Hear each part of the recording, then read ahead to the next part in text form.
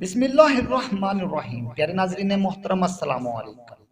ناظرین اکرام، جن بہن بھائیوں نے اس ویڈیو کا پہلا حصہ نہیں دیکھا وہ سب سے پہلے پہلا حصہ دیکھ لیں، پھر آپ کو یہ حصہ دیکھنے کا مزہ بھی آئے گا اور سمجھ بھی آئے گی۔ اس کہانی کا پہلا حصہ ہماری پچھلی ویڈیو میں بتایا گیا ہے۔ انسپیکٹر اکبر خان بہت توجہ کے ساتھ حلیمہ کی بات سنتے سنتے ساتھ یہ بھی سوچ رہا تھا کہ یہ ایک پڑھی لکھی لڑکی ہے جو معاشرے کی روایت اور رسم و رواج سے اچھی طرح واقف ہے۔ یہ جو کچھ کہہ رہی ہے غلط نہیں ہو سکتا۔ کوئی ایسی سمجھدار لڑکی بغیر کسی ٹھوس وجہ کے ایسی بدنامی کا خطرہ مول نہیں لے سکتی۔ یقیناً اسے اس الزام سے جو اس کے نزدیک بے بنیاد ہے نہایت حد تک کا احساس ہوا ہے، مگر اکبر خان کا مسئلہ یہ تھا کہ وہ حلیمہ کی شکایت پر باقاعدہ کوئی کارروائی نہیں کر سکتا تھا، کیونکہ اس کے بارے میں ایسا کوئی قانون موجود ہی نہیں تھا جس کے تحت وہ کوئی مقدمہ درج کرتا۔ اس نے اپنی مجبوری کا اظہار حلیمہ سے بھی کر دیا تو حلیمہ نے اس سے درخواست کی کہ جیسے بھی ہو کوئی رستہ نکالیں، میں صرف یہ جاننا چاہتی ہوں کہ اصل ماجرا کیا ہے۔ اس زمن میں ولید کا اور میرا میڈیکل ٹیسٹ ہی بہتر راستہ ہوگا۔ آپ اس معاملے کو اپنے ہاتھ میں لے کر ٹیسٹ کروائیں اور رپورٹ پبلک کر دیں۔ اکبر نے ولید کو سمجھایا کہ اگر وہ ٹیسٹ کے لیے راضی ہو جائے تو وہ اس کے خلاف کوئی دوسری کارروائی نہیں کرے گا جو وہ کر سکتا ہے۔ اس نے کہا، میں حلیمہ بیٹی کی درخواست پر تم دونوں کا میڈیکل ٹیسٹ کرواؤں گا اور اس کی روشنی میں ہی آگے بڑھوں گا۔ اس طرح سب لوگ کسی بڑی اور مسلسل مصیبت سے بچ جائیں گے۔ ولید کو بھی کچھ اپنے دعوے کی سچائی کا ضم بھی تھا اور کچھ اسے اپنی عزت بھی عزیز تھی، اس نے حامی بھر لی۔ اکبر نے دونوں کو ساتھ چلنے کے لیے کہا۔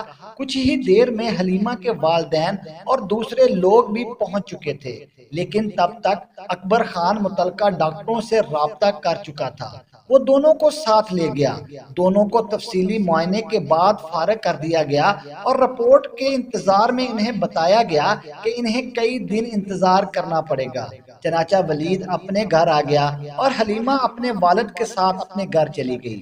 حلیمہ جب گھر پہنچی تو وہاں سکوت مرد کا سماں طاری تھا۔ اس کی شادی پر آئے ہوئے زیادہ تر رشتہ دار تو اس معاملے کی خبر سنتے ہی اپنے اپنے گھروں کو جا چکے تھے، اور وہ جو باقی تھے وہ حلیمہ کو ایسے دیکھ رہے تھے جیسے وہ ان کی خوشیوں کی قاتل ہو۔ اس کی والدہ تو اس کے آنے سے پہلے ہی اپنی بہنوں کے ساتھ مل کر اپنے نصیبوں کو رو چکی تھی۔ جو لوگ بظاہر حلیمہ کے والد سے ہمدردی کر رہے تھے، لڑکے والوں کو برا بلا بھی کہہ رہے تھے، لیکن وہ بھی کہیں نہ کہیں دل میں حلیمہ کے کردار پر شک بھی کر رہے تھے، اور یہ سلسلہ کئی دنوں تک چلتا رہا۔ اگر کسی شخص کو حلیمہ کے کردار پر مکمل اعتماد تھا تو وہ تھے اس کے والد یا پھر وہ خود تھی کہ ان حالات میں بھی وہ پوری طرح پرسکون اور مطمئن تھے۔ اس کے اسکول کے کچھ ٹیچرز نے بھی باری باری اس سے رابطہ کیا تھا، اور وہ سب لوگ بظاہر تو اسے حوصلہ دے رہے تھے اور ہر طرح کے حالات میں ساتھ دینے کا وعدہ بھی کر رہے تھے، لیکن حلیمہ جانتی تھی کہ انہیں بھی میڈیکل رپورٹ آنے کا انتظار تھا۔ ادھر ولید احمد کی طرف زیادہ تر مرد تو اسے شاباشی دے رہے تھے، مگر کچھ بزرگوں کا خیال مختلف تھا۔ ان کا موقف تھا کہ ہر صورت میں ولیمہ کی رسم گزر جانی چاہیے تھی، اور طلاق اگر ضروری بھی تھی تو اس کا اعلان ابھی نہیں ہونا چاہیے تھا۔ ایسے میں دونوں طرف کے مہمانوں کی دل آزاری اور لڑکی کی بدنامی سے بچا جا سکتا تھا۔ ولید کے والد مکمل طور پر خاموش تھے، وہ اس موقع پر کسی سے کوئی بات کرنے کو تیار نہیں تھے۔ بیگم خیر النساء البتہ اپنے انداز فکر پر بری طرح ڈٹی ہوئی تھی۔ وہ بات ضد تھی کہ اس کی جانچ پڑتال غلط نہیں ہو سکتی، ضرور اصل میں بات کچھ اور ہے، اور یہ بھی کہ ولید نے فیصلہ لینے میں ضرورت سے زیادہ جلدی دکھائی ہے۔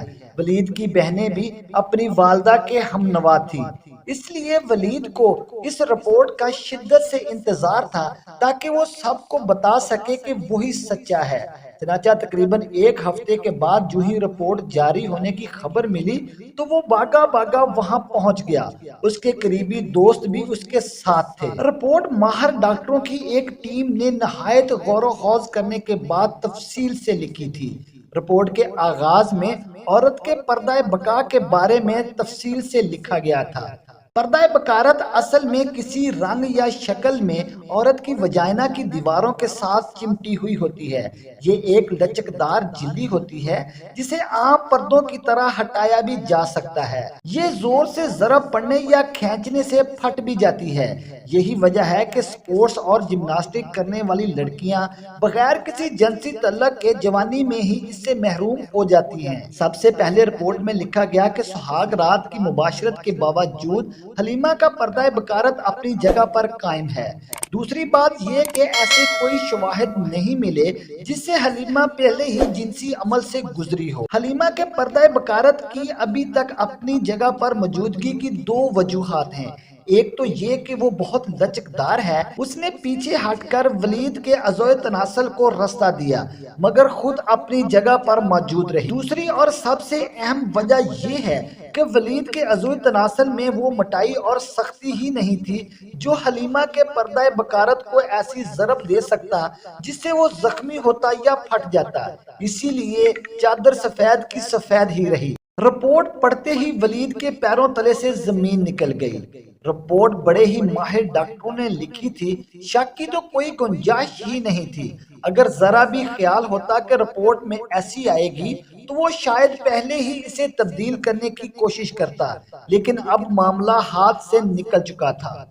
रिपोर्ट का पहला हिस्सा जो हलीमा की दोशीजगी के बारे में था, इससे वो खाइफ ना था, मगर आखिरी सतूर में जो इसकी मर्दाना सलाहियत के बारे में दर्ज था, इसके होश उड़ाने के लिए ये काफी था। वो वापस उसी क्लर्क के पास पहुंचा जिससे चंद मिनट पहले उसने रिपोर्ट हासिल की थी। वो जानना चाह रहा था कि हलीमा की तरफ से भी कोई इसकी रिपोर्ट की कॉपी लेने आया है या नहीं। जवाब मिला, वो दोनों बाप बेटी तो सुबह सुबह ही कॉपी ले जा चुके हैं।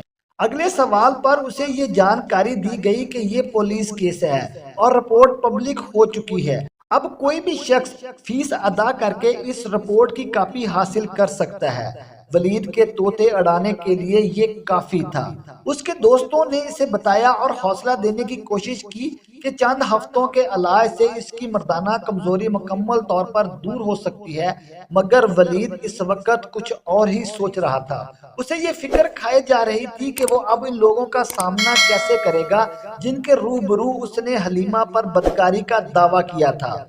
दोस्तों के साथ मशवरा करके उसने पहला फैसला ये किया कि वो फौरी तौर पर हलीमा के घर पहुंचे और सुलह सफाई करने की कोशिश करे। उसे उम्मीद थी कि वो मिन्नत समाजत करके इन्हें राजी कर लेगा। उसका ख्याल था कि वो लोग बिगड़ी बात को बना लेंगे। सो दोस्तों के साथ वो सीधा हलीमा के घर पहुंचा। वहां जाकर उसने देखा तो उसकी रही सही उम्मीद भी जाती रही। हलीमा अपने घर के लॉन में एक प्रेस कॉन्फ्रेंस कर रही थी। प्रेस के हर नुमाइंदे को उस रिपोर्ट की कॉपी फराहम की जा चुकी थी। ओरिजिनल उसने दिखाकर महफूज कर ली थी। वलीद ने फिर भी कोशिश की कि हलीमा इस प्रेस कॉन्फ्रेंस को रोक दे, क्योंकि अब वो आ गया है और उसकी हर शर्त मानने को तैयार है और वो प्रेस के सामने माफी मांगने को भी तैयार है। मगर हलीमा ने ना सिर्फ उसकी बात सुनने से इनकार कर दिया, बल्कि प्रेस के नुमाइंदों को बताया कि वो कौन है और इस वक्त वो यहाँ क्यों आया है। प्रेस वालों ने वलीद पर नहायत तेज, नुकीले और जिल्लत अमेज सवालात की बौछार कर दी। वलीद मुश्किल उनसे जान छुड़वाकर वहाँ से भागा। हलीमा ने अपनी बात को आगे बढ़ाते हुए कहा कि इन हालातों वाकयात की रोशनी में ये भी जरूरी हो गया है कि अब लड़की वाले भी शादी से पहले लड़के की सेहत का सर्टिफिकेट तलब करें, वरना ये लोग लड़कियों पर इस तरह के इल्जामात लगाते रहेंगे और इनकी जिंदगियां बर्बाद होती रहेंगी। शाम को ही मुख्तलिफ टीवी चैनल्स ने ये खबर खूब चटखारे लेकर चलाई। दूसरे दिन अखबारात की भी जीनत बन गई। वलीद ने बदनामी से घबरा कर किसी दूसरे शहर में ट्रांसफर करवा ली। हलीमा की चंद माह के बाद एक बहुत बड़े बिजनेसमैन से शादी हो गई जो काफी देर से ऐसी पुरएतमाद, काबिल और बहादुर लड़की की तलाश में था। नाज़रीन मोहतरम, मैं उम्मीद करता हूँ कि मेरी वीडियो आपको पसंद आई होगी। मजीद इस तरह की वीडियोस और वाकयात देखने के लिए मेरे चैनल को सब्सक्राइब कर लें।